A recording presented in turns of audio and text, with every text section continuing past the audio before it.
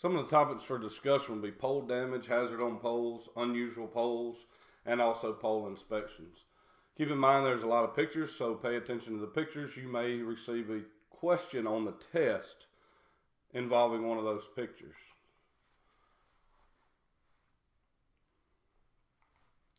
Some of the pole damaging insects: termites, drywood termite, wood beetle, carpenter ant. Some of the things to look for on the pole when checking it pre-inspection before you climb it or doing that bucket work: some termite digested wood, compost on the side of the pole, some swarming termites. Keep in mind, just with visual inspection, that damage could go further into that pole and be more than just visible to the naked eye. Some beetle damage, score pockets from boring. Fire ants like to get at the butt of the pole. It's warm. And they also eat the termites. Carpenter ants. Like I said, keep in mind that just by seeing that, don't think that's the only damage. There could be more. Beaver damage, pretty common. Also with hogs, rubbing poles in that situation, change it out, change locations. Woodpeckers, very common. Woodpeckers are the most damaging of all animals. It doesn't matter if that pole is new or old. If you put that mesh around the pole, sometimes they can even peck through the mesh. Some more woodpecker damage. Keep in mind that damage may extend internally several feet below the hole that the woodpecker has made in there. As you can see in the picture there, that hole was 3 foot deep. Lightning. There's only one person that can control that, and that's not us. It's out of our control. Keep in mind of that pole, if you see that damage, it could extend thoroughly throughout that pole. Mississippi loses hundreds of poles annually from farmers who burned off their crops, last year's crops. Very common in Mississippi. CCA poles are almost impossible to extinguish. If you think you've got that fire out on that CCA pole, just wait a few minutes, because it's probably going to start back up. They were able to extinguish this pole, but had to remove it from service because of the damage to it. That is a CCA pole. Most wood preservatives will burn exceptionally well. Keep in mind, wood is a conductor of electricity. Those poles will burn. Cross arms will burn. Cross arms are penetrated, made from Douglas fir. They too will burn exceptionally well. A lot of times when it is dry and that face is laying on that cross arm, it won't necessarily do anything, right? Until it rains, etc.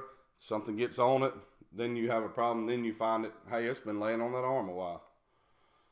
Decay is the #1 killer of utility poles in Mississippi. Temperature and climate are the two largest factors in wood deterioration. Decay occurs when healthy wood fibers are attacked by fungal spores which decompose the wood cells.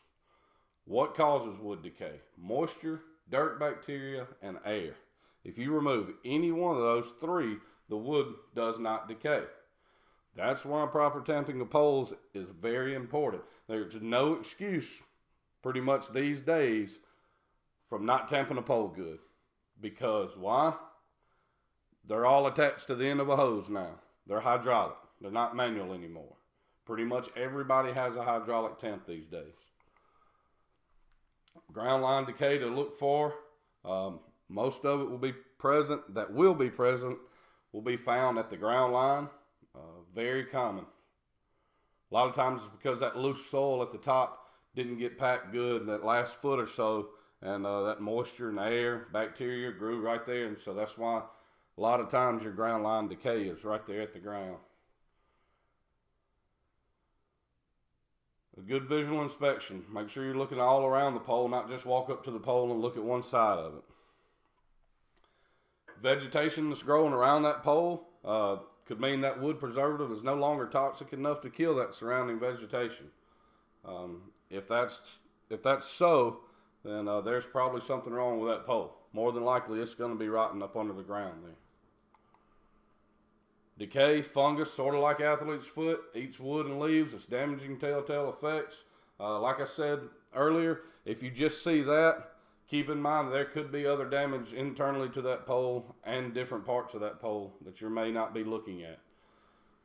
Poles generally rot from the inside out. The decay starts with the softwood and works towards the center around the heart. Notice how the decay spreads and travels around the dense heartwood. It's going to decay that softwood first. Eventually the decay spreads completely around the heart. A few more slides here. And then the final decay. If that pole's set in the ground, you can't tell that it's hollow without doing proper check. That's why we check our poles. Set in the ground, that pole will look normal. So, is that a safe pole to work or climb? Obviously not.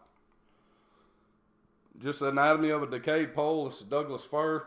The partial decay, advanced decay, and then you see the arrow there pointing to the sound wood. That is just to tell the differences in that rot and that decay.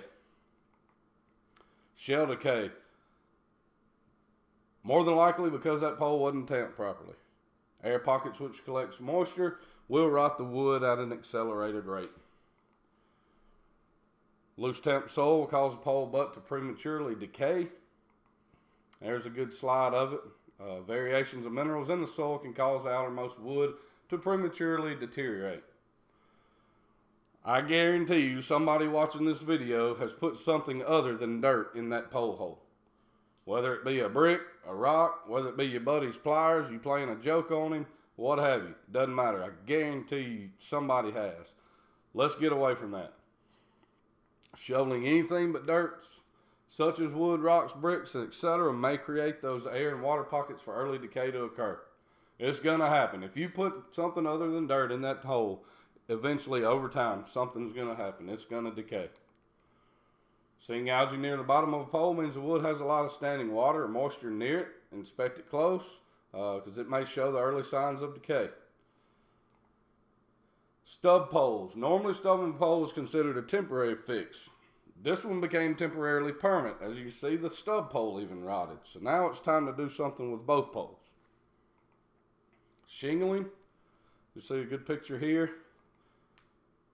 Shingling often occurs when that tree is still maturing. Possibly a storm, something like that came through the area, bowed those trees over enough and caused stress in it. Didn't come available, didn't come visible until it became a pole. So shingling is the separation of wood fibers. Small layer of woods become loose, and it's called by that tree flexing beyond its limits. Shelling and shingling, very dangerous to climb. Very dangerous. Your hook sink in a piece of that and it comes out of the pole, then there you are. Knots. Knots are nothing more than a weak spot in the wood. And too many knots in the area of the pole will break a pole. Scarring. Dead streaks result from progressive destruction of the growth cells of wood and bark as the tree is growing. This could be considered a hazard for a climber, along with many other hazards that we have to deal with on those poles. Scars are also a target for both insects and decay fungi. Would a good visual inspection catch this potential hazard? Yes, of course. What would you do? Some of the options you have to do: cover up, put a split bolt up there at the top of the pole. Drill a hole, put a split bolt in it. Temporarily fix. Yes, you could have pole rot some years after that, but just water and air up there, of course. So that is a potential hazard. Suggest to go ahead and change that pole out. And then there's the things we can't control, such as foreign objects and just plain out dumb people that can't drive.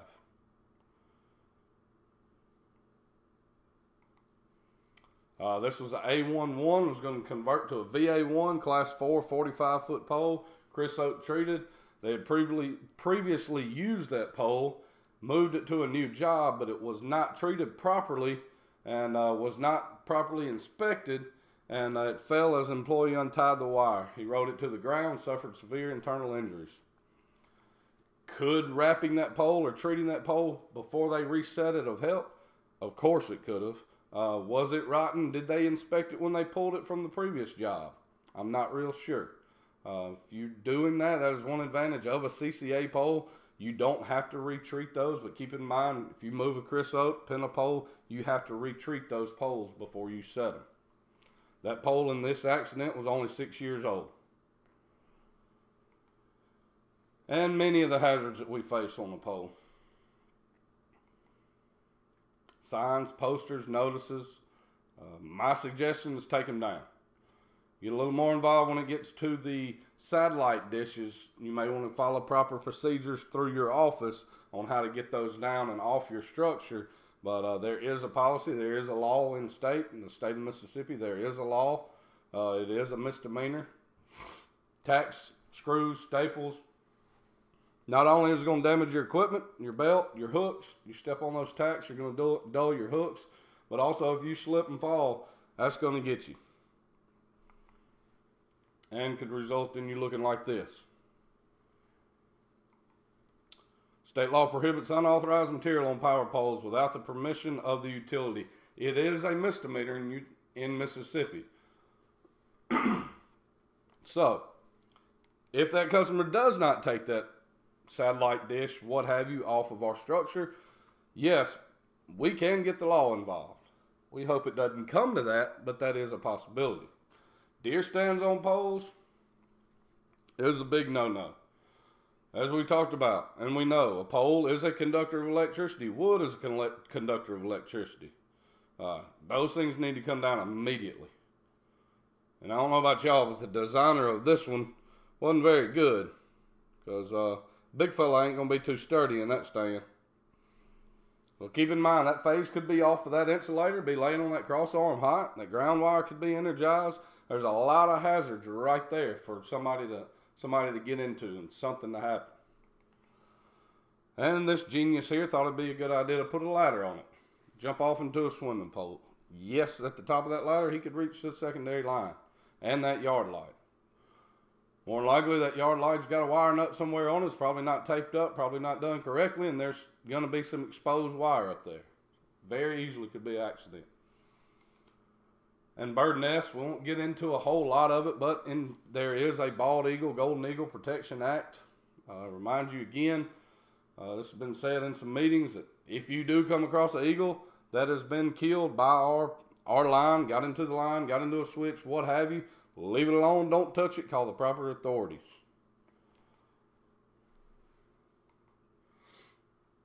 Visual inspection found these, and keep in mind also, most vegetation, especially good green, damp vegetation, will conduct electricity.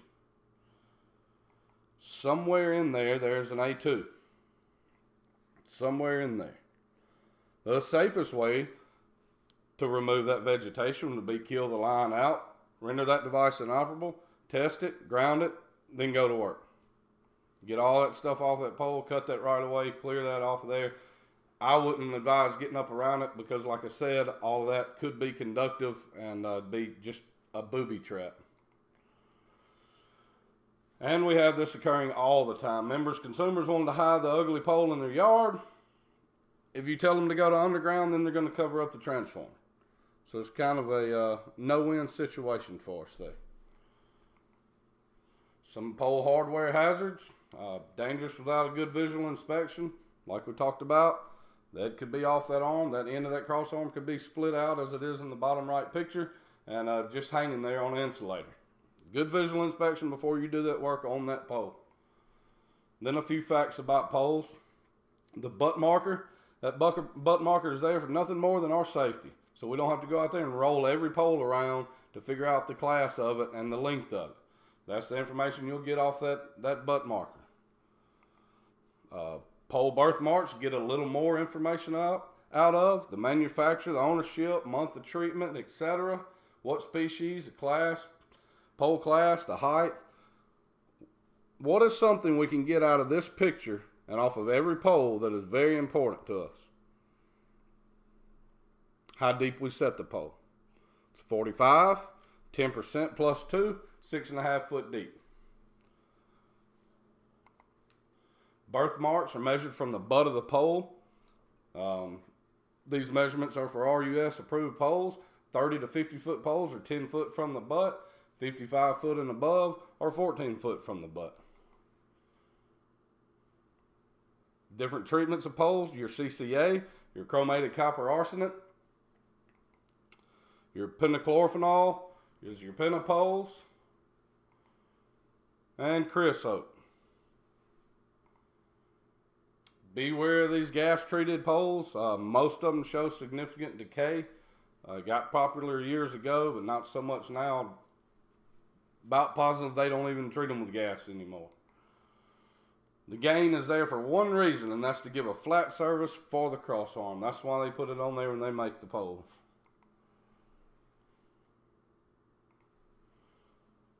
Bent, some poles can flex like this one depending on the amount of wood grain and the type of preservative. And that's a tree growing out of the pole. Pole broke off between the phase and the neutral. Crew bolted the cross arm to where the pole broke off. Is now considered a permanently fixed. Hopefully they will go back and change that out.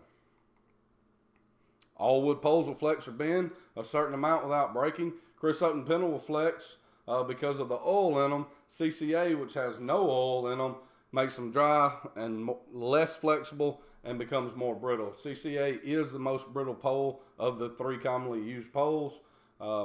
Each pole has its own advantages, disadvantages. Like I said earlier, one of the advantages of the CCA pole is you can pull it up and go reset it without treating it. And it can just lay there on the yard and you can take it out whenever. And you have these geniuses. Cat stayed up there 3 days. Bucket got there and get it down. And the cat jumped down and took off before they could get it down. My opinion on that, they got up there, they can get down. Bobcat, I definitely wouldn't advise this. You see the bobcat here. Made him a catch pole out of a shotgun stick. Maybe would have approached that a little different myself. And a coon. He's just taking a nap. The moose, there's a story behind this. Won't get into it, what I was told, but there is a story behind this. Pulling new wire, foreman caught it, etc.